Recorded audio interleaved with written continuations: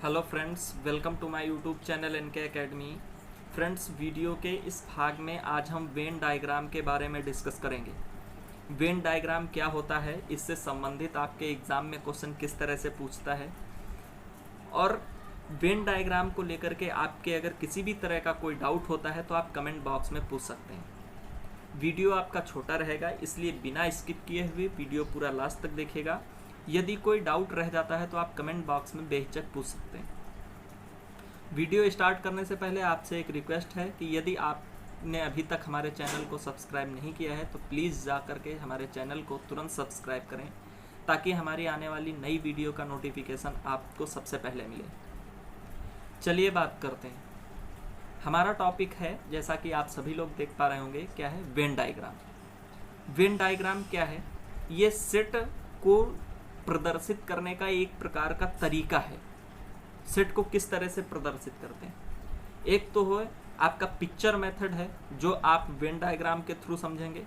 दूसरा आपका फार्मूले बेस पर है, ठीक है। तो दो तरीके होते हैं हम सेट को प्रदर्शित करने के। क्या करते हैं? निरूपण करने के लिए सबसे पहले क्या करते हैं, देखिएगा, समझिएगा। निरूपण विधि।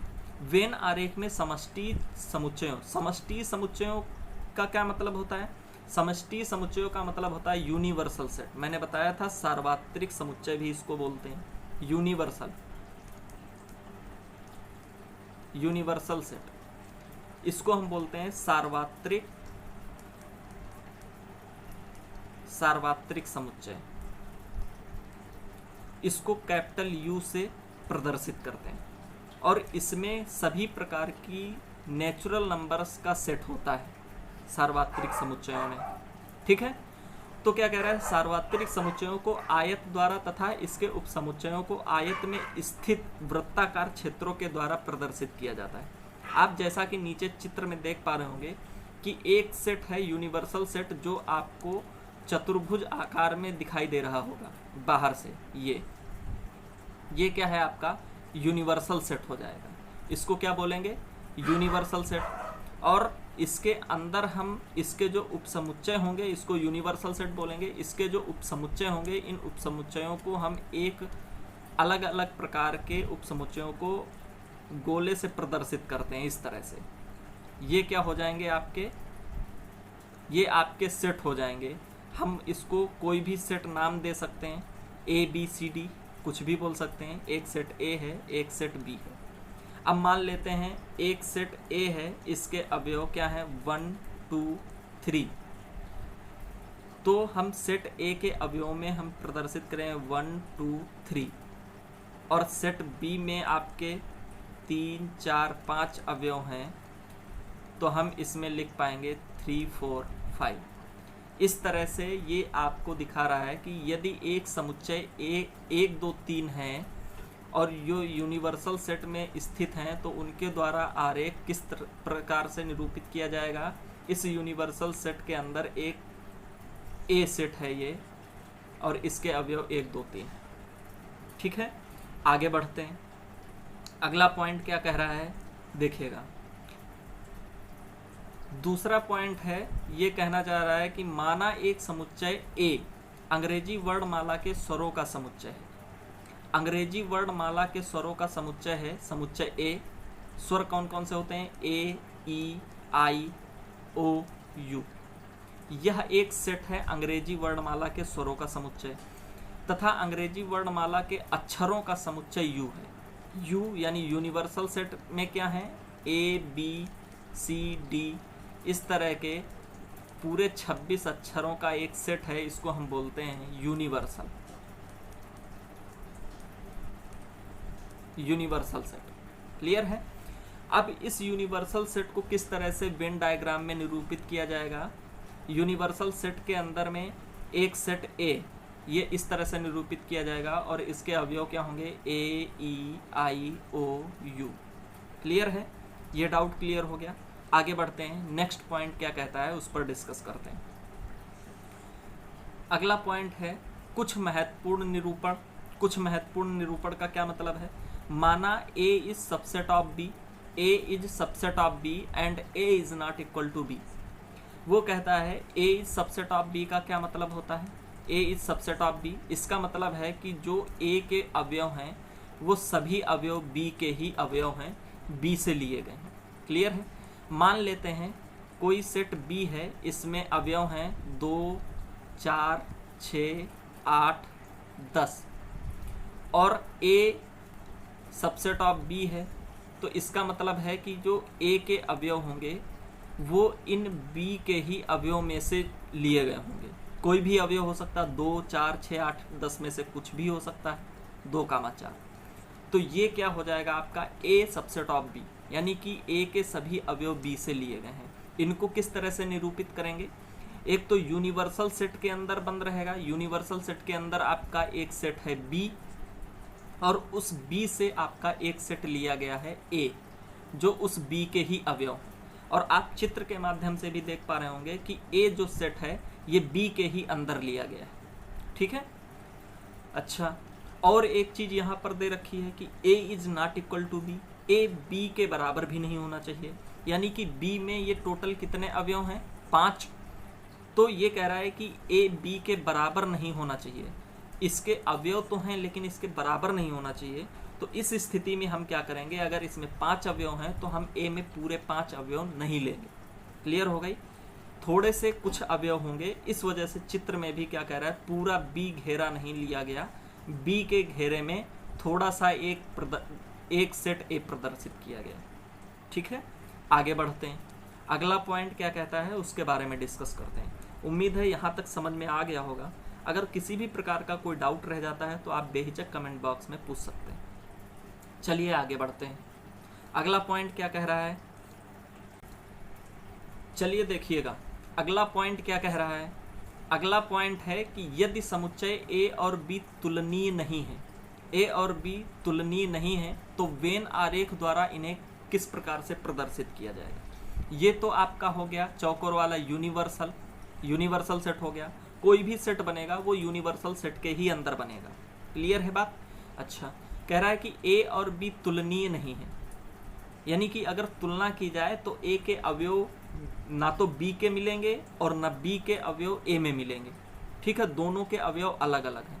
तो मान लेते हैं एक यूनिवर्सल सेट आपका है जिसके अवयव हैं 1, 2, 3, 4, 5, इस तरह से पॉजिटिव अनंत तक। इसमें क्या होंगे आपके, हम इनको नेचुरल नंबर्स भी बोल सकते हैं, जिसको हम कैपिटल एन से प्रदर्शित करते हैं। इस यूनिवर्सल सेट के अंदर 2 सेट लिए गए हैं। कौन कौन से? एक सेट है आपका ए और दूसरा सेट है आपका बी। तो हम अगर ए के अवयव की बात करेंगे तो इसमें कौन कौन से अवयव हम ले सकते हैं? 1, 2, 3, 4, कुछ भी अवयव ले सकते हैं 1 से लेकर के अनंत तक। लेकिन हमको ध्यान ये रखना होगा कि जो अवयव ए में हमने ले लिए वो अवयव बी में नहीं होने चाहिए। तो इस बी के जो भी अवयव होंगे वो कौन कौन से होंगे? 5, 6, 7, 8, इस तरह से हम कोई भी अवयव बी के ले सकते हैं। क्लियर हो गई? ये होता है तुलनीय नहीं है। आगे बढ़ते हैं। नेक्स्ट पॉइंट क्या कह रहा है? यदि ए और बी 2 असमान समुच्चय हैं जिनमें कुछ अवयव समान हैं, वेन आरेख में इसे किस प्रकार से विभाजित करने वाले वृत्तों द्वारा निरूपित किया जाता है? अब उसने 2 सेट दे रखे हैं जिसके अवयव कौन कौन से हैं? एक सेट ए है जिसके अवयव हैं 1, 2, 3, दूसरा अवयव है जिसके अवयव हैं 2, 3, 4, 5। इसको थोड़ा सा डिटेल से समझते हैं, क्योंकि अब अगर आपसे इसमें पूछे ए और बी 2 सेट दे रखे हैं तो इसमें आपको वो भी अवयव मिलेंगे जो कॉमन है। कॉमन का मतलब है सेट ए में भी उपस्थित हैं, सेट बी में भी उपस्थित है। तो इसको हम थोड़ा सा ध्यान से समझते हैं और क्लियर करते हैं। देखिएगा, मान लेते हैं हमारे पास एक सेट है ए जिसके अवयव क्या हैं?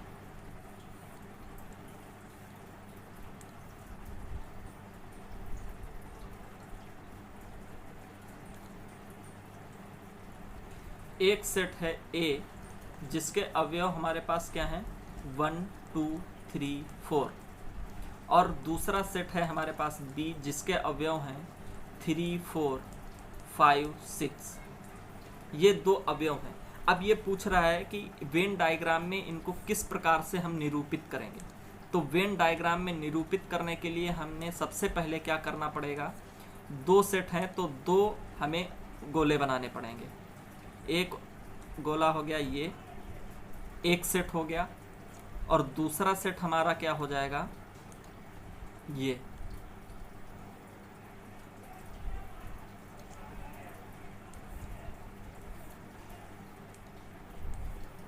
ये सेट हो गए।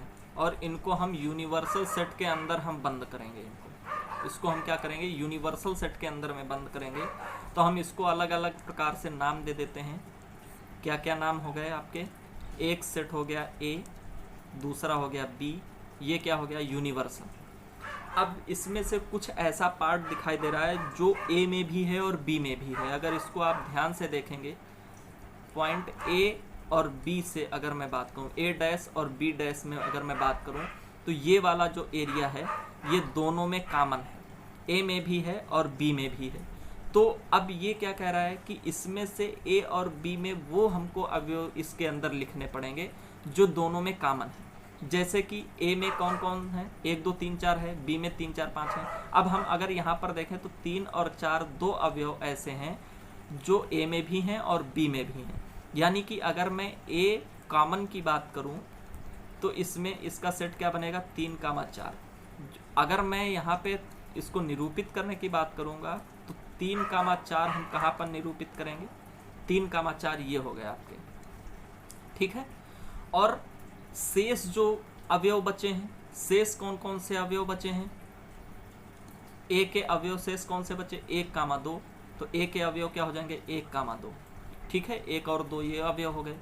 और बी के अवयव क्या हो जाएंगे, 5 6, तो ये टोटल हो गए। अभी आपसे कोई पूछेगा कि ए कॉमन बी क्या हो जाएगा, ए इंटरसेक्शन बी जिसको हम बोलते हैं, ये जो उल्टा यू बनता है इसको हम बोलते हैं इंटरसेक्शन, और यू होता है यूनियन, इसका मतलब होता है कॉमन। क्लियर है। तो हमको वो एलिमेंट्स ज्ञात करने हैं जो दोनों में कॉमन होंगे। वो कौन कौन से हैं, 3 4, ठीक है। तो हमको 3 4 उस एरिया में प्रदर्शित करना है जो दोनों में कॉमन होता है, ठीक है। ये बात कहने की कोशिश वो कर रहा है। आगे बढ़ते हैं। तो यहाँ तक उम्मीद है आपको समझ में आ गया होगा। ये क्या कह रहा है कि एक के सब अवयव हैं 1 2 3, और बी के अवयव हैं 2 3 4 5। यानी कि 1 2 3 में से 2 और 3 दो अवयव ऐसे हैं जो दोनों में कॉमन हैं, तो इसको कॉमन वाले प्लेस में रख दिया गया 2 और 3 को। बाकी शेष क्या बच गया, ए का एक अवयव 1 बच गया, उसको 1 में लिख लिया। बी के 2 अवयव 4 और 5 बच गए, वो बी के अवयव हो गए। ये चीज़ समझ में आ गई। कोई डाउट है तो आप कमेंट बॉक्स में पूछ सकते हैं। बाकी ये था आज का वीडियो। अगर अच्छा लगा है, पसंद आया तो प्लीज़ लाइक करें, सब्सक्राइब करें। और अब मिलते हैं आपको नए वीडियो में अगले कॉन्सेप्ट के साथ। तब तक के लिए थैंक यू।